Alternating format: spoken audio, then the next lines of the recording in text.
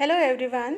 As today I'm showing you one a picture. As you can see, there is written is failure to triumph, and it's a journey of a student. It's a book actually, and written by Dr. Gaurav Garg. I started reading this book 4 months ago, and today I finished this book. Today I complete reading of this book, and I'm feeling so happy because of now I will move to the another book. And I was reading this book only to 5 to 10 minutes before I slept, मतलब सोने से पहले मैं 5 या 10 minute इस book को पढ़ रही थी रेगुलरली. एंड फाइनली आज ये बुक मैंने फिनिश कर लिया, मतलब कंप्लीट कर ली इसकी reading. And now I will move to the next book, that is I think values of values by Swami Dayanand Saraswati. Today I will start this book, and let's see when I finish this book. So this is first time I'm completing a book. I read so many books before that, but I was not regular on the studying a particular book. So this is the good things for me, as I completed this book within a 2-3 months. But now I'm trying to speed up my reading habits so that I will finish a book within a month or within a days. So let's hope for best. So what I read in this book is, I read a quote in this book, that is, success is not easy and it is certainly not for lazy. It's a quote from the book Failure to Triumph that I already showed you. It's a page number 204. And success means what? Success is something, for me, this is success that I completed the book. For someone get a government job, to someone to crack exams, to someone achieve a best life partner, to someone getting higher grades, it can be happiness. So happiness, or can say it can be a success for that particular person. As for me, success is I completed this books and I'm really happy. And we can define success based on our own experiences. So success is not something that we will measure by the some grades, some monetary benefits, some kinds of achievements. Success is a state of mind. Like, I'm happy right now, so this is a success for me. For someone else, maybe it would not be a success, but for me, at least it is. So define your own success. I mean, choose what is success for your self. आपको क्या लगता है कि आपके लिए success का मतलब क्या है, उसको अपने टर्म्स में डिफ़ाइन कीजिए. मैंने ये बुक फिनिश की है तो मेरे लिए ये सक्सेस है. अब सक्सेस क्या है? It's a life long process. आप अपने कोई टारगेट सेट करो और उसे अचीव करने के लिए एक प्लान डिसाइड करो. उस प्लान के बाद अगर वो टारगेट अचीव हो तो well and good, it will give you a क्या satisfaction. And if you don't get that target, but the process जिस टाइम में आप प्रिपरेशन कर रहे थे, अगर आप स्टेबल हैं, फोकस्ड हैं, तो वो प्रोसेस भी आपको क्या करेगी, आपको एक हैप्पीनेस देगी. ओके, तो success is not easy and it is certainly not for the lazy. It means success क्या है, आसान नहीं है सक्सेसफुल होना, और ये लेज़ी लोगों के लिए तो बिल्कुल नहीं है. ठीक है, तो define your own success and make a target, work on it, and once you achieve that target, move to the next one.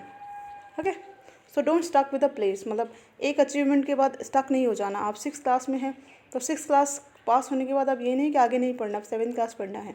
7th class pass होने के बाद अब हमें 8th क्लास पढ़ना है. तो रेगुलरली या ईयरली या एक अचीवमेंट के बाद हमें दूसरे अचीवमेंट पर मूव करना होता है. ठीक है, तो define your own achievement and define your own rules and just work for it. Next, I read Bhagavad Gita so many times, and I read a sloka in that. Bhagavad Gita आप सभी को पता होगा, और वहाँ पे एक श्लोक है जिसका मैं इंग्लिश में ही बता रही हूँ इसका translation. Elevate your self through the power of your mind and not degrade your self, for the mind can be the friend and also the enemy of the self. कि हमें लगता है कि हमारा दुश्मन कोई बाहर है या कोई हमसे जलता है, चिढ़ता है. Actually we are our own enemy and we are our own friend. हम अपने ही दोस्त हैं, अपने ही दुश्मन हैं, बाहर से कोई नहीं है. अगर आपका माइंड आपको सपोर्ट करता है तो वो बेस्ट फ्रेंड है. अगर आपका माइंड आपको सपोर्ट नहीं करता है तो वर्स्ट एनिमी है आपका. जैसे कि आपने अपने लिए एक प्लान बनाया, आपने डिसाइड किया मॉर्निंग 5 बजे उठना है, किसने डिसाइड किया था? आपके दिमाग ने सोच के आपने प्लान बनाया, लेकिन जैसे ही मॉर्निंग में 5 बजे अब आप ही का दिमाग कहेगा नहीं 5 मिनट सो जाते हैं। प्लान किसने बनाया था? आपने ही बनाया था, और प्लान आप ही उसे कैंसिल कर रहे हैं। तो mind is your own best friend and your own enemy. आपको कोई स्टॉप नहीं कर सकता सिवाय आपके। ओके। एंड जैसे जैसे जैसे हमने क्या किया, हमने स्टार्ट किया कोई बुक्स रीडिंग करना, हमने स्टार्ट किया हम इस बुक को कंप्लीट करेंगे। हमने एक प्लान बनाया अपने लिए कि हम इस बुक को 10 दिन में, 15 दिन, 20 दिन में कंप्लीट करेंगे, एक पूरा प्लान बना लिया।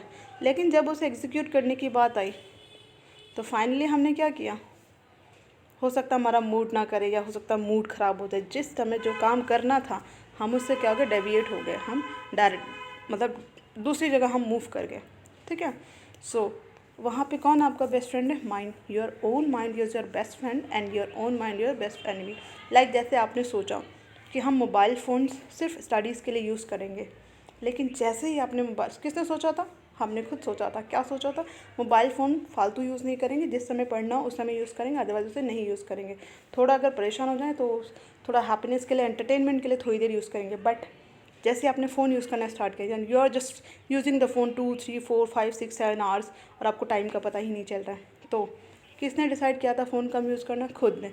और फिर किसने उसे एलिवेट कर दिया, आगे बढ़ा दिया? खुद ने। तो your mind is your own best friend and your worst enemy. अगर आप अपने माइंड को अच्छे से यूज़ करते हैं तो आपका बेस्ट फ्रेंड है, और अगर उसके द्वारा यूज़ होते तो वो आपका वर्स्ट एनिमी है। जो श्लोक मैंने अभी आपका इंग्लिश में ट्रांसलेशन बताया था वो ये है, उद्धरेदात्मानम, इंग्लिश संस्कृत में लिखा हुआ है।